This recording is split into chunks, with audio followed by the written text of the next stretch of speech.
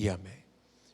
Eu gostaria de convidar você a abrir a sua Bíblia na epístola do apóstolo Paulo aos Filipenses, no capítulo de número 2. Epístola do apóstolo Paulo aos Filipenses, capítulo de número 2. Leremos o trecho que está do versículo 1 ao versículo de número 4. E a nossa palavra será baseada principalmente no versículo de número 3. Se há, pois, alguma exortação em Cristo, alguma consolação de amor, alguma comunhão do Espírito, se há entranhados afetos e misericórdias, completai a minha alegria, de modo que penseis a mesma coisa e tenhais o mesmo amor, sejais unidos de alma, tendo o mesmo sentimento. Nada façais por partidarismo ou vanglória, mas por humildade, considerando cada um os outros superiores a si mesmo.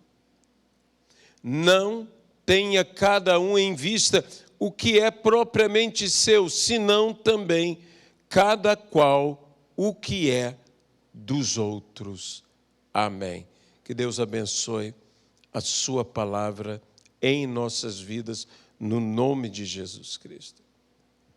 A epístola de Paulo aos Filipenses é uma epístola muito especial, muito interessante, porque a igreja dos Filipenses era uma igreja especial.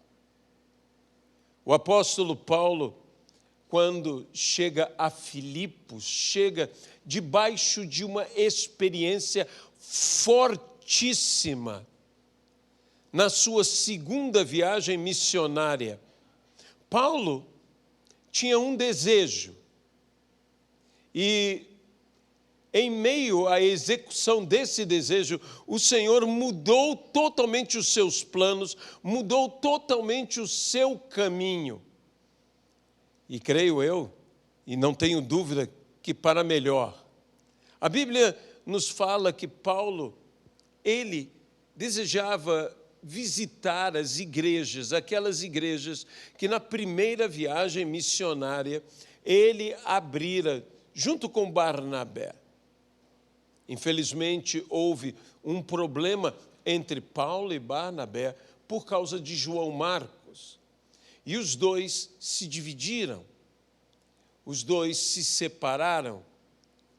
E Paulo, então, vai pôr em vista, digamos, todas as igrejas.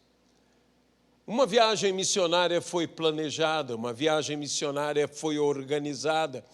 E lá vai Paulo. E Paulo, então, relata em outro texto: mas o Espírito Santo me impediu.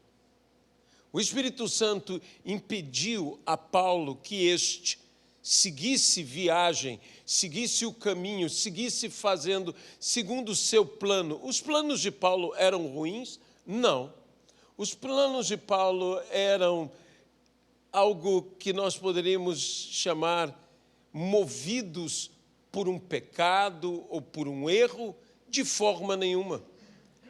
No entanto, não era a vontade de Deus. E você pode estar querendo fazer algo correto, algo bom e fora da vontade de Deus. Mas o Senhor interveio, o Senhor chegou a Paulo e em uma noite, Paulo teve um sonho e nesse sonho teve uma visão. E era uma visão barulhenta, eu digo, porque ele via um macedônio e este gritava: transpõe para a Macedônia, ou vem para a Macedônia e ajuda-nos. A tal ponto foi a visão alta, e escutou o apóstolo Paulo esse comando celestial, que ele mesmo chama que ele foi fiel à visão celestial. Era um sonho, mas de fato era uma visão celestial. Paulo se desperta e a Bíblia diz imediatamente. Imediatamente ele vai para onde o Senhor ordena que ele vá. E chega em Filipos. E conhecemos a história de Filipos, como a igreja iniciou, como Paulo busca as pessoas para pregar, como Paulo depois é preso, como o carcereiro de Filipos se converte. Uma história extraordinária, mas acima de tudo, a igreja de Filipos se tornou uma igreja que amava de fato o apóstolo Paulo. Uma igreja grata pelo apóstolo Paulo. Uma igreja comprometida com o apóstolo Paulo. E entre outros motivos que essa epístola foi escrita, sendo ela, como toda a Escritura, inspirada pelo Espírito Santo, mas um dos motivos é a gratidão de Paulo pela oferta que esta igreja enviara a Paulo num momento que Paulo vivia uma grande dificuldade, pois Paulo estava preso em Roma. E ele recebe dos filipenses essa oferta. Era uma igreja que eu diria, com a qual Paulo não tinha as preocupações que tinha com uma igreja como Corinto. Uma igreja cheia do Espírito Santo, uma igreja cheia de dons, mas uma igreja, além de ser cheia de dons, cheia de problemas, cheia de carnalidade. Essa era uma igreja que Paulo podia se alegrar com ela. E a esta igreja, Paulo, então, dedica conselhos preciosíssimos. Entre eles, este que se encontra no capítulo de número 2, nos primeiros versículos que nós lemos agora. Paulo começa a falar da vida de um verdadeiro cristão. Lembre-se que Jesus Cristo, ao convidar seus discípulos, especialmente, a segui-los, e a convidar a todos nós, diz: vinde a mim. E acrescentou Jesus: e aprendei de mim. E disse que sou manso e humilde de coração, e achareis descanso para as vossas almas. Muitas vezes nós não temos descanso para as nossas almas porque não estamos aprendendo com Cristo, que é manso e humilde de coração. Aprendemos muitas coisas com Jesus, mas do seu exemplo deveríamos aprender, acima de tudo, a ser igualmente mansos e humildes de coração. E em cima deste tema, o apóstolo Paulo fala algo tão especial sobre o amor fraternal, sobre a humildade, sobre o relacionamento. Paulo diz: considere os outros como superiores a vocês mesmos. Esse é o grande conselho do apóstolo Paulo. Há uma igreja boa, há uma igreja excelente, há uma igreja extraordinária, porque o problema quando nós somos bons, o problema quando nós somos excelentes, o problema quando nós somos extraordinários é que nós podemos crer que somos bons, excelentes e extraordinários. E quando nós cremos que somos bons, excelentes e extraordinários, nós não cremos apenas que somos bons, excelentes e extraordinários. Nós cremos que nós somos melhores. E melhores que os outros. E aí é onde nós, principalmente nós, Igreja de Cristo, nos encontramos num dilema, nos encontramos num problema. E quantas vezes nós transparecemos isso, quantas vezes nós conseguimos, inclusive, enxergar isso acontecendo em nosso meio, na igreja, nos nossos ministérios. Quantas vezes nós podemos ver isso em nós mesmos? Bem, eu sou bom. Oh, glória a Deus que eu sou bom. Há algumas pessoas que têm que ser convencidas de novo do pecado, do juízo e da justiça para poderem entender que se não fosse Jesus Cristo e o seu sacrifício na cruz do Calvário, de modo nenhum de nós seria salvo. Porque a nossa justiça não passa diante de Deus de um trapo de imundície, de um pano contaminado, de um pano sujo. Isso é a nossa justiça. Mas tantas vezes nós nos sentimos tão melhores. Sabe, uma das coisas que me espanta nas Sagradas Escrituras é o fato dos gadarenos terem rejeitado a Jesus Cristo, uma vez que o gadareno ou os gadarenos, aqueles, em um trecho diz que eram 2 homens, em outro trecho diz que eram 1. Possivelmente eu posso afirmar que eram 2, mas um chamava mais atenção que o outro. Aquele flagelo daquela região, aquela perturbação, aquele homem, aquele endemoniado, sendo liberto, eles disseram, não, afaste-se. Há muitos motivos que nós podemos falar, mas eu gostaria de levantar um motivo não tão óbvio e que também poderia estar no coração daquelas pessoas, porque, por vezes, na nossa vida, nós sentimos falta do gadareno. Porque o gadareno é tão ruim.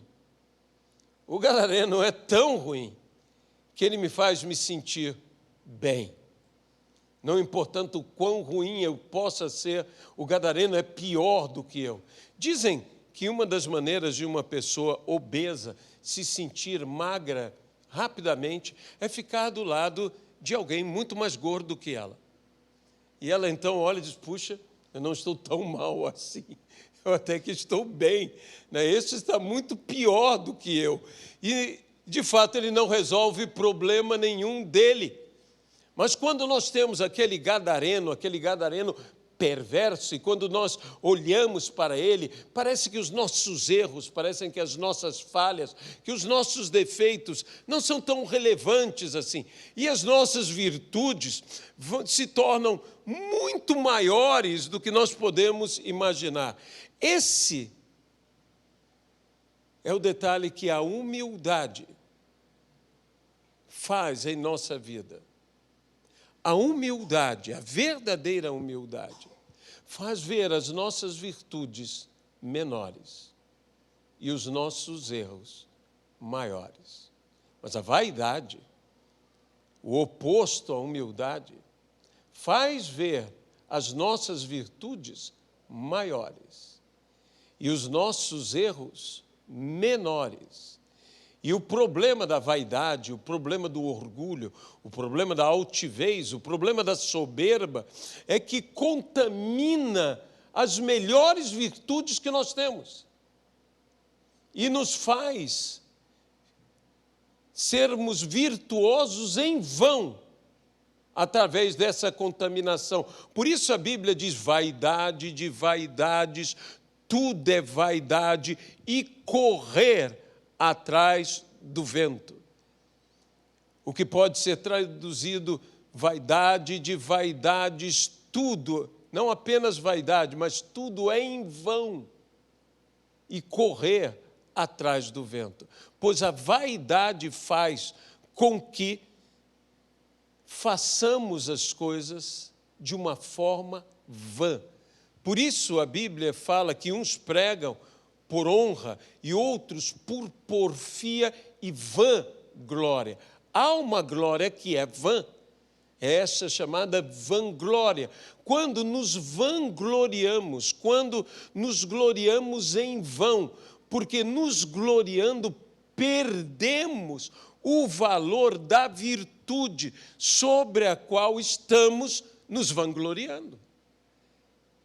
E por isso o apóstolo Paulo é uma igreja tão boa, uma igreja tão correta, uma igreja tão certa. Paulo disse, olha, sejam humildes e considerem cada um de vocês, o outro ou os outros, superiores a vocês. Tenham esse tipo de consideração. Tratem-se assim. Quando eu trato assim, quando eu trato uma pessoa como superior a mim, eu começo a viver o verdadeiro princípio de honra.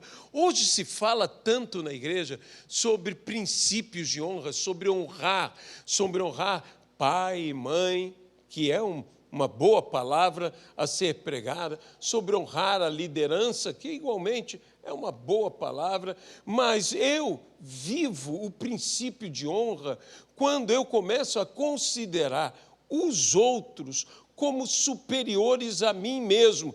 E aí eu começo a honrar os outros, por mais humilde, por mais pequenino que ele possa ser. Mas como alcançar este sentimento? Em primeiro lugar, eu preciso ter a experiência que o apóstolo Paulo mesmo teve, a experiência de ter a consciência dos meus erros, dos meus pecados. Mais do que estar consciente dos erros e dos pecados de outros. Porque veja bem, estou falando a gente boa, assim como Paulo estava falando a gente boa, a gente muito boa. Não eram perversos, era gente, eu volto a falar, maravilhosa. E Paulo, então, a respeito dele mesmo, ao seu filho na fé, Timóteo, na primeira epístola de Paulo a Timóteo, no capítulo 1 e no versículo de número 15, diz, fiel é a palavra e digna de toda aceitação. E que palavra é esta, fiel e digna de toda aceitação? Que Cristo Jesus veio ao mundo para salvar pecadores. E acrescenta Paulo, dos quais eu sou o principal. Termo tão debatido, tão falado, Paulo disse, eu sou o principal, ou eu sou o maioral dos pecadores. Eu sou o maior dos pecadores. A vontade que eu tenho de dizer ao apóstolo Paulo é dizer que você não me conhece.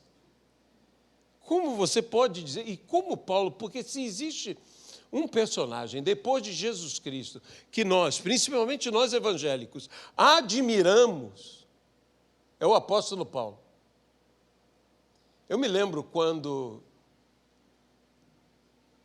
garoto, adolescente, ou seja, isso já faz um bom tempo.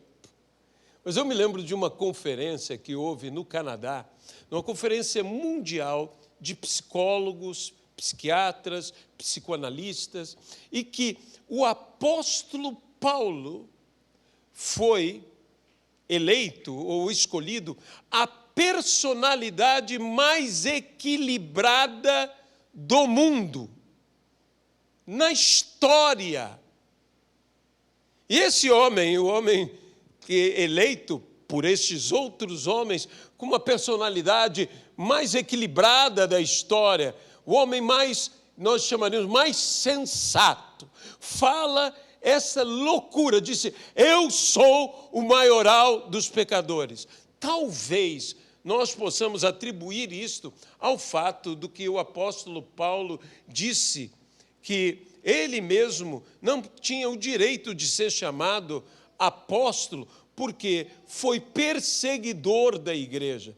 Talvez essa perseguição, de certa maneira, usemos essa terminologia, assombrasse o apóstolo Paulo, ele se condenasse, ele dissesse, eu não mereço, como ele de fato disse, eu não mereço. Mas pela graça de Deus sou o que sou. De fato, meu irmão, nenhum de nós merece, mas pela graça de Deus nós somos o que somos. E a Deus seja a glória por isso. A Deus seja a glória por isso. Mas o apóstolo Paulo diz algo aqui. Ele diz, eu sou o maioral dos pecadores. E eu, em primeiro lugar, entendo que ele de fato sentia, cria em tal coisa, que ele era o principal dos pecadores. E quando você é o principal dos pecadores, você não julga mais ninguém. Você não julga mais ninguém. De certa maneira você diz, e que moral eu tenho? Me lembro de um tio, irmão do meu pai, ele querendo conversar com o filho dele, que o filho dele iria casar muito cedo, iria casar com 22 anos, e meu tio estava um pouco preocupado dele se casar tão cedo assim, e ele então disse, não, eu quis falar com ele, meu tio falando comigo, que casei aos 23, né? Então, quer dizer, ele falando comigo, e ele dizendo, não, eu queria falar com ele e dizer a ele, você tem que tomar cuidado, você é muito novo. E de repente, quando ele ia falar isso, minha tia disse ao meu tio, nós nos casamos, você com 21. E ele então disse, não posso falar com ele. Não tenho moral para falar com ele. Como eu vou repreendê-lo dizendo, isso é perigoso, o seu casamento pode não dar certo, amadureça um pouco mais. Se o casamento do meu tio deu super certo, e graças a Deus não só do meu tio, o meu também deu super certo. Já são 40 anos de casado, logo fazendo a conta você já sabe, 63 esse ano eu vou completar. Sei, não tenho cara de mais de 62, mas é porque eu ainda estou com 62. Mas o que acontece? O apóstolo Paulo tem consciência, algo que muitas vezes nós não temos consciência dos seus pecados, mais do que conhecimento dos pecados alheios. E nós muitas vezes temos mais conhecimento dos pecados alheios do que consciência dos nossos pecados. Existe um texto nas Sagradas Escrituras que é justamente quando Balaão deseja amaldiçoar o povo de Israel e não consegue amaldiçoar, e ele diz uma palavra dizendo, eu não pude. Por que você não pôde? Porque as tendas de Israel são formosas e são belas as suas habitações. É interessante isto que fala sobre as tendas, sobre as famílias de Israel, sobre a habitação. Porque quando você fala a palavra tenda, a ideia é o que você vê no exterior. Quando você fala habitação, a ideia é o que você vê no interior. Nós, como vidas, e que a Bíblia mesmo diz, nossa tenda, nossa vida, nosso tabernáculo, nossa habitação, nós temos que ser externamente formosos e internamente belos. Mas há um sentido tão especial que as famílias de Israel eram tão formosas por fora quanto eram belas por dentro. E eu oro a Deus que todas as famílias da igreja possam ser assim, seja do nosso ministério, seja de que igreja for, que realmente as famílias sejam assim, aos olhos de todos, olhando por fora, formosas e muito mais belas, conhecendo por dentro, na intimidade. Porém, um dia li sobre esse texto num apontamentos de um rabino, e que ele salientava, e creio que ele conhece hebraico muito mais do que qualquer um de nós, ele salientava que na língua hebraica a ideia que se dá é que as tendas de Israel eram arrumadas de tal maneira que a entrada e saída de cada tenda nunca dava para a entrada e saída de outra tenda. Havia privacidade. Uma das coisas que nós podemos dizer, não havia fofoca em Israel. Eu gostei desta definição tão interessante, mas quero utilizar isso justamente para o que eu estou falando. Cada um tinha uma visão interna, mas essa visão interna era muito maior do que a sua visão externa. Elas não ficavam olhando para dentro da outra tenda, mas sim para dentro de sua própria tenda. E quando o nosso olhar está voltado mais para dentro de nós e não para fora de nós, a olhar, a julgar, a Bíblia diz: se nos julgássemos a nós mesmos, nós não seríamos julgados. E diz que aquele que se julga a si mesmo é um homem espiritual, que pode julgar todas as coisas. E note que pode julgar todas as coisas, não pessoas, porque pessoas não são coisas. Que pode julgar todas as coisas. O julgamento de pessoa ele faz a respeito dele mesmo. Então, Paulo, ele estava diante dele mas com a visão dos seus erros, dos seus pecados. Davi diz algo a respeito disso. Davi disse: os meus pecados estão constantemente diante de mim. Eu fiquei imaginando isso literalmente. Se os meus pecados estão constantemente diante de mim, eu tenho um bloqueio para poder enxergar os teus pecados, que são os meus pecados. E há uma coisa mais maravilhosa de tudo isso. Por quê? Porque, de certa maneira, me parece algo incômodo que eu esteja olhando, encarando constantemente os meus pecados. Mas qual é a grande vantagem disso? Se os meus pecados estão diante de mim, é porque eles não estão mais em mim. Amém? Se confessarmos os nossos pecados, se trouxermos os nossos pecados para fora, Ele é fiel e justo para nos perdoar todos os pecados e nos purificar da injustiça. Mas como isto acontece? Obviamente que pela ação do Espírito Santo, que nos convence do pecado, do juízo e da justiça. Mas eu gostaria de vir ao Velho Testamento, a um texto que, para mim, é muito precioso, que se encontra no profeta Isaías. Venha comigo a visão de Isaías, no livro do profeta Isaías, no capítulo de número 6.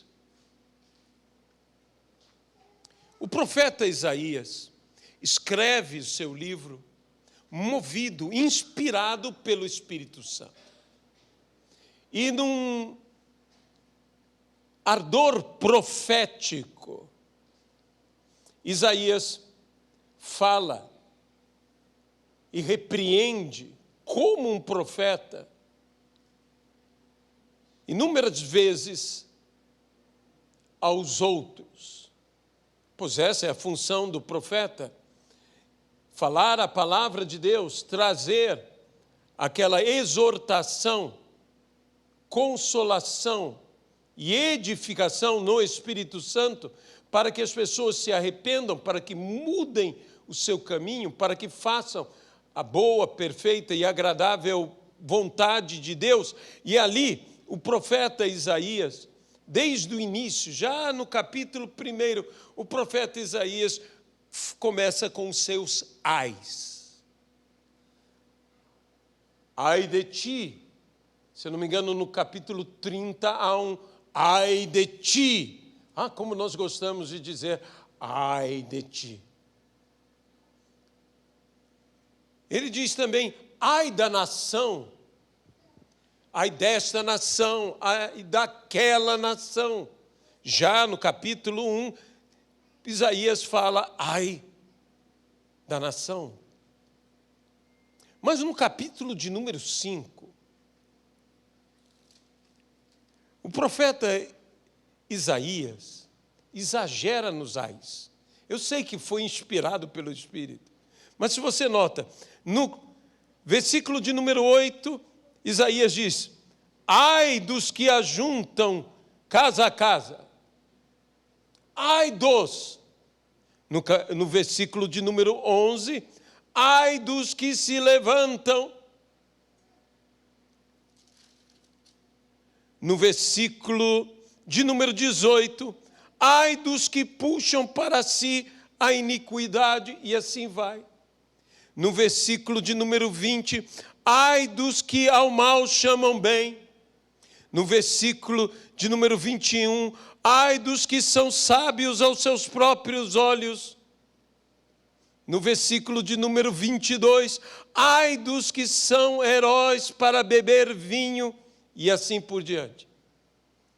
Ai, ai, ai, ai, ai dos, ai daqueles, ai de vós, ai de ti. Mas quando no capítulo de número 6, Isaías tem uma revelação de Deus, ele muda a sua linguagem. E no versículo de número 5, ele diz: ai de mim. Ai de mim. Meus irmãos, o que nós precisamos para ter uma consciência real de que somos o maioral dos pecadores não é chegarmos através de uma sabedoria humana a um entendimento, mas de termos revelação da pessoa de Deus. Para mim, o fato de Paulo, para mim, digo eu, se considerar o maioral dos pecadores, estava acima de tudo alicerçado na revelação que ele teve no seu encontro com Jesus no caminho a Damasco. Quando ainda, sendo Saulo, o apóstolo, o futuro apóstolo dos gentios, ouve de Jesus: Saulo, Saulo, por que tu me persegues? Eu sou Jesus, a quem tu persegues. Aquele encontro com o Senhor Jesus revelou ao apóstolo Paulo o seu estado verdadeiro, assim como este grande homem de Deus, Isaías, que já era profeta,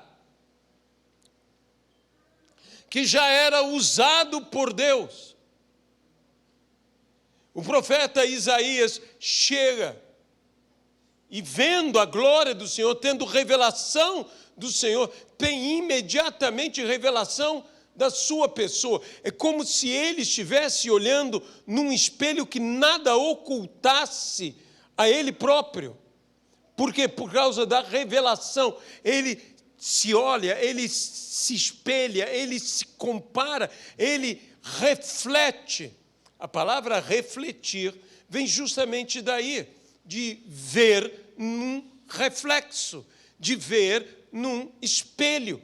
Todos nós precisamos refletir, todos nós precisamos olhar no espelho. A Bíblia mesmo diz sobre o nosso conhecimento, diz, hoje conhecemos como quem vê num espelho.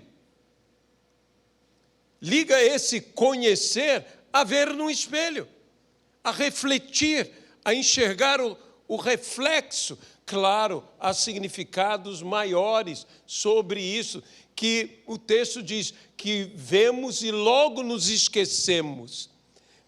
Mas aqui, Isaías chega a uma consciência. Ele diz tanto ais e verdadeiros ais. Repreensões e repreensões consistentes, repreensões que vinham da parte do Senhor, aquelas vidas, ai de ti, ai daquele, ai de vós, mas quando ele chega a ter a revelação do Senhor, ele diz, ai de mim, ai de mim. Ele começa por ele. Eu sou um homem de lábios impuros e habito no meio de um povo de impuros lábios. Eu sou tão pecador como eles são pecadores. Eu não sou melhor do que eles. Ai de mim! Eu repreendi movido pelo Espírito Santo. Eu falei, guiado por Deus, da parte de Deus, palavra de Deus, mas eu sou tão pecador como eles são pecadores. Ai de mim! Como nós precisamos do nosso encontro com Deus, como nós precisamos da nossa revelação da pessoa de Deus, como ministros de Deus necessitam disto, como cada um de nós, filhos do Senhor, já salvos pelo sangue do Cordeiro de Deus que tira o pecado do mundo, precisamos deste encontro com Deus para nos conscientizar que nós somos tão pecadores quanto os outros. Eu me lembro de uma experiência que eu tive quando fui, já contei e vou repetir aqui,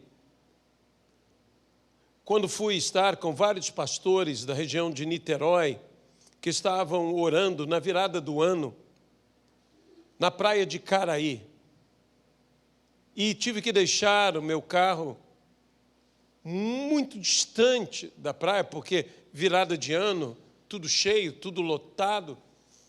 Deixei perto da igreja de um amigo meu, a igreja Chamar, que estava perto de um colégio, e eu deixei ali e fui quarteirões por quarteirões caminhando, e vi coisas, porque eu sou crente, crentão, crentaço, de geração em geração de crentes, filho de pastor, neto de pastor, bisneto de pastor e esposo de pastora.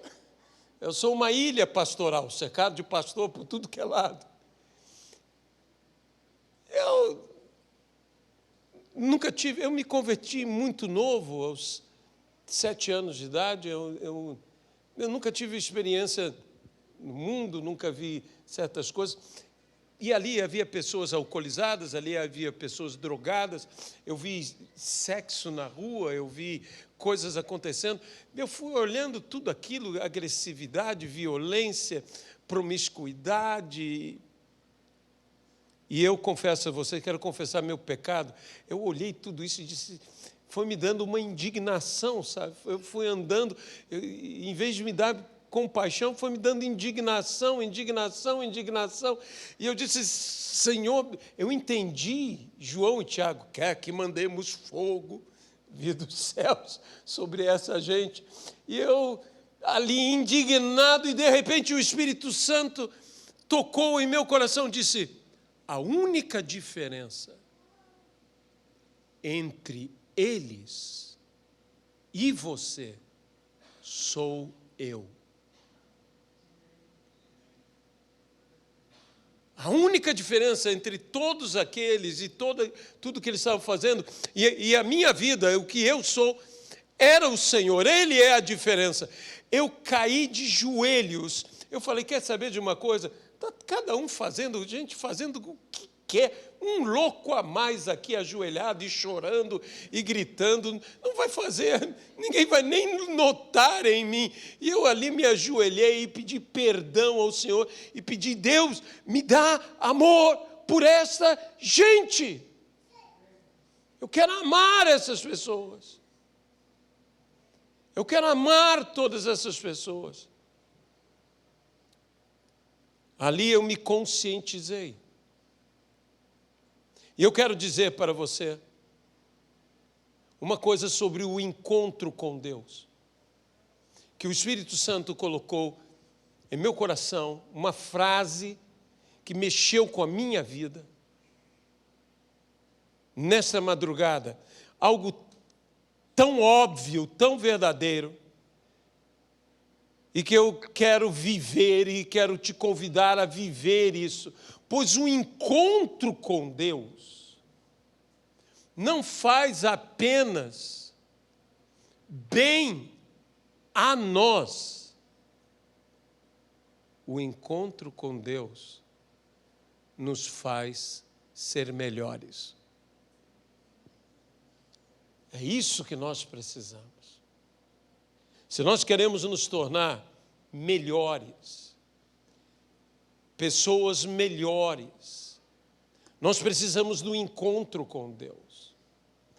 Do encontro como Isaías teve, do encontro como Paulo teve, ainda sendo Saulo no caminho a Damasco. Nós precisamos de nosso encontro com Deus. Eu sei, você teve o seu encontro com Deus, você o aceitou como seu Senhor e seu Salvador, mas nós precisamos de uma revelação do Senhor, nós precisamos de um encontro real com o Senhor, nós precisamos que os nossos olhos sejam abertos ao ponto como foi com Jó, aquele homem justo, que o próprio Deus disse que não havia outro homem como ele na terra.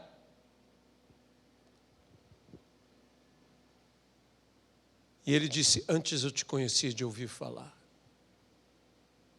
mas agora os meus olhos te veem. Que se abram os nossos olhos, eu quero ver ao Senhor. Eu quero ver ao Senhor.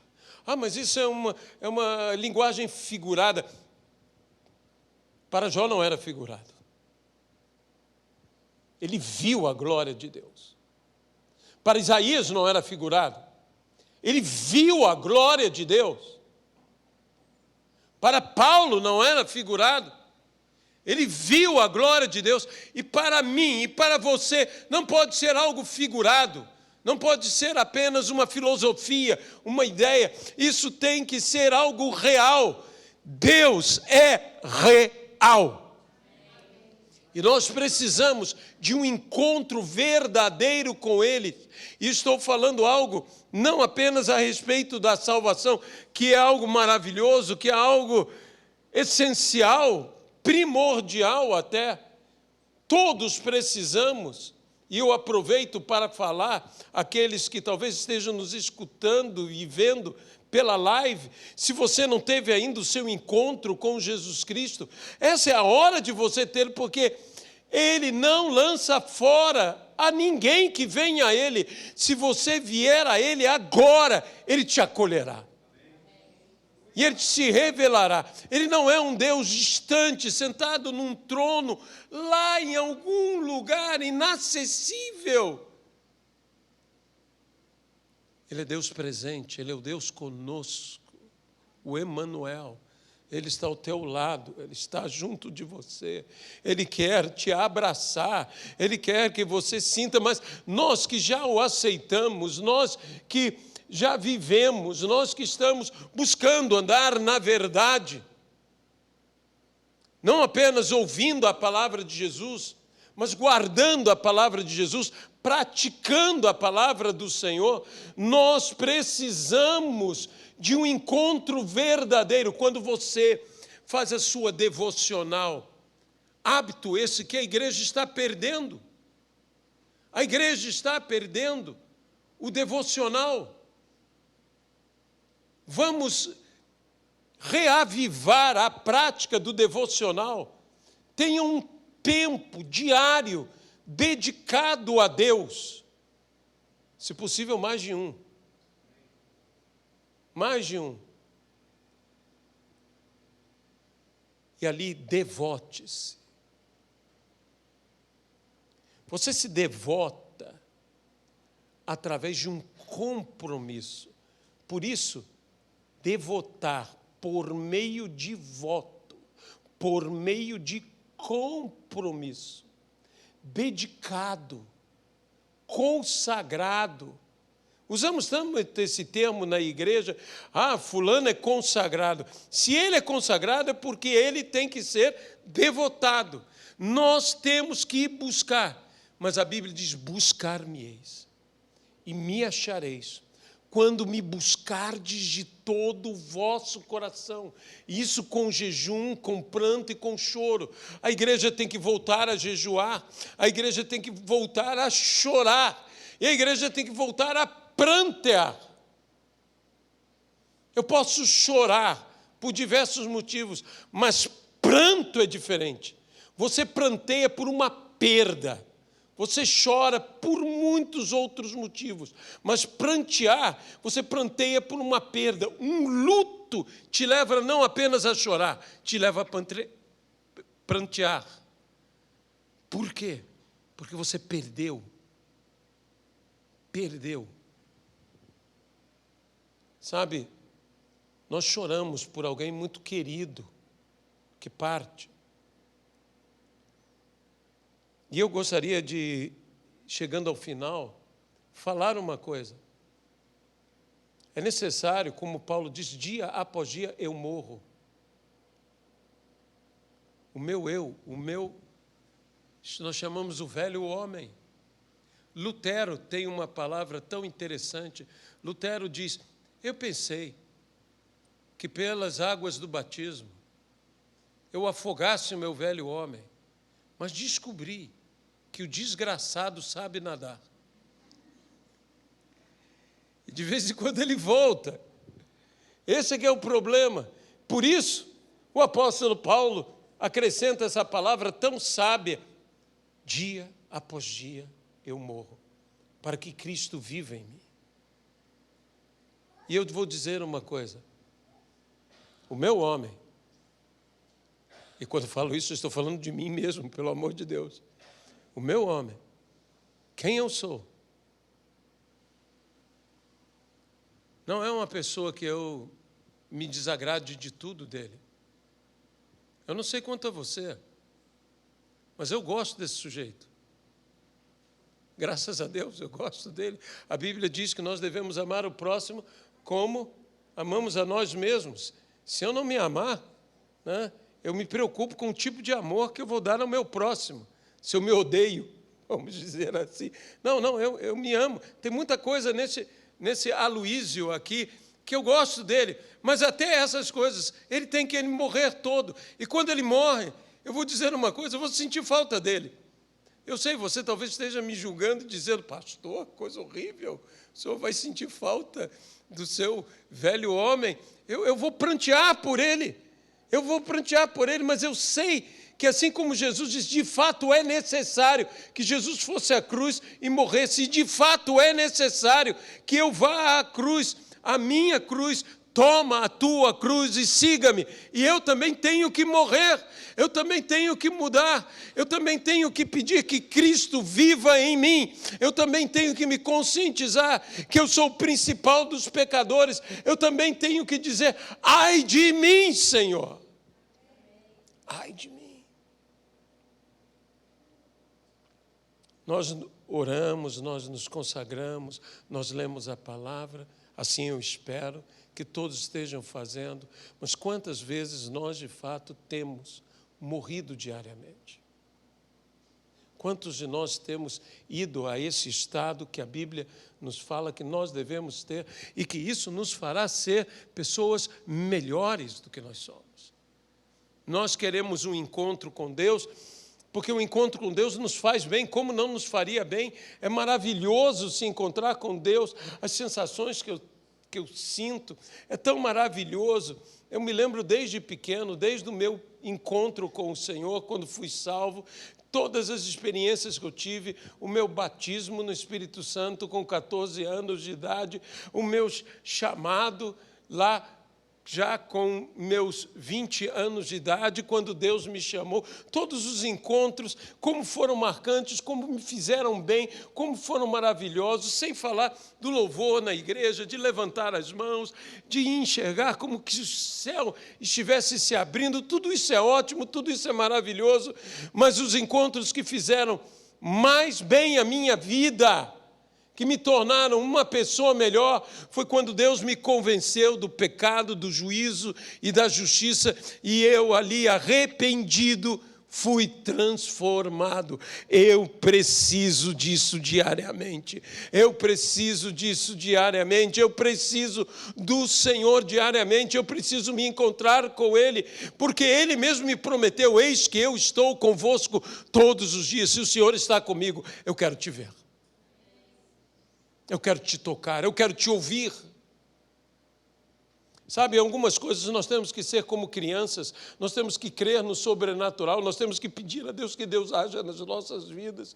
Eu nunca me esqueço do dia em que eu estava em um momento de oração, simples momento de oração, sozinho, no quarto, fechado ali, com minha Bíblia fechada, eu estava orando. E o Espírito Santo me tocou. E olha, aconteceu comigo. Aconteceu comigo. Não era essa Bíblia, era outra Bíblia, mas a Bíblia, diante de mim, se abriu sozinha. Se moveu sozinha. Começou a passar páginas sozinha. Até chegar no texto. Você pode imaginar como eu fiquei. Eu estava em êxtase. Eu fiquei um tempo olhando para a Bíblia. E o Espírito Santo tocou no meu coração.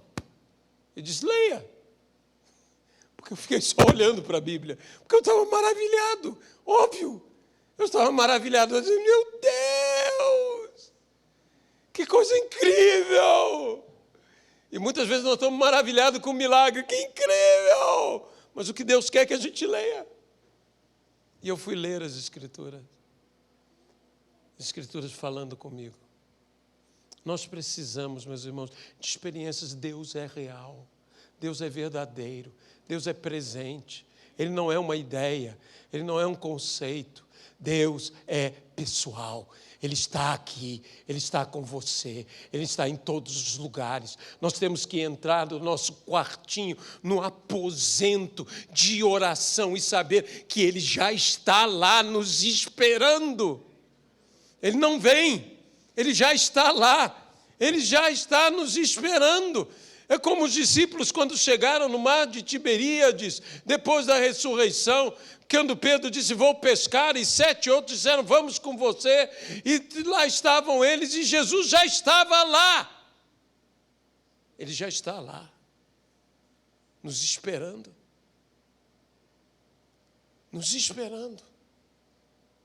Talvez Jesus pudesse dizer: puxa vida, vocês demoraram. Vocês demoraram. Eu quero dizer uma coisa, que Deus sente muito mais falta de você do que nós sentimos falta de Deus. Ele morreu naquela cruz para te fazer filho de Deus, para ter comunhão com você.